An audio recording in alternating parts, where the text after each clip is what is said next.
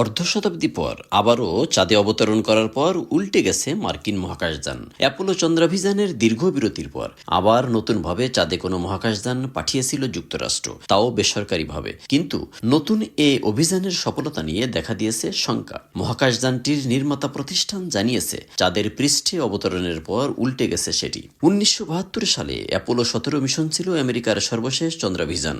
তারপর প্রায় 50 বছরেরও বেশি সময় যুক্তরাষ্ট্র অনুপস্থিত ছিল চন্দ্রাভিযান থেকে। তারপর এ যাত্রায় ইনটিউটিভ মেশিনস নামের মার্কিন প্রতিষ্ঠানের তৈরি বাণিজ্যিক রোবট অডিসিয়াস সফলভাবে চাঁদের দক্ষিণ মেরুতে অবতরণ করেছিল। তখন মার্কিন সংবাদ মাধ্যমগুলো জানিয়েছিল রোবটটিকে চাঁদের মাটিতে স্থাপনে কয়েক মিনিট সময় লাগলেও কিছুক্ষণ পর থেকেই সেটি ইনটিউটিভ মেশিনসের নিয়ন্ত্রণ কক্ষে সংকেত পাঠাতে শুরু করে। প্রতিষ্ঠানটির ফ্লাইট ডিরেক্টর টিম ক্রেন ঘোষণা দেন, এখন আমরা নিশ্চিত করতে পারি আমাদের মহাকাশযান চন্দ্রপৃষ্ঠে পৌঁছেছে এবং আমরা সংকেত পাঠাতে পারছি। এর মধ্য দিয়ে বিশ্বে এই প্রথম বেসরকারি প্রতিষ্ঠানের কোনো মহাকাশযান চাঁদে পৌঁছেছিল। কিন্তু অডিসিয়াসের সঙ্গে যোগাযোগ করার পর সামাজিক যোগাযোগ মাধ্যমে ইনটিউটিভ মেশিনস কর্তৃপক্ষ জানায় সেটি সোজাভাবেই চাঁদের মাটিতে নেমেছে। তবে পরে গত শুক্রবার প্রতিষ্ঠানটির প্রধান নির্বাহী কর্মকর্তা স্টিভ আলটেমাস জানিয়েছে যে প্রাথমিকভাবে তারা ভুল তথ্য দিয়েছিলেন, মহাকাশযানটি হয়তো উল্টে গেছে। এতে সেটির সঙ্গে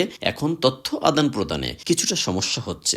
ইনটিউটিভ মেশিনসের এই অভিযান মার্কিন মহাকাশ গবেষণা সংস্থা নাসার একটি প্রকল্পের অংশ মাত্র।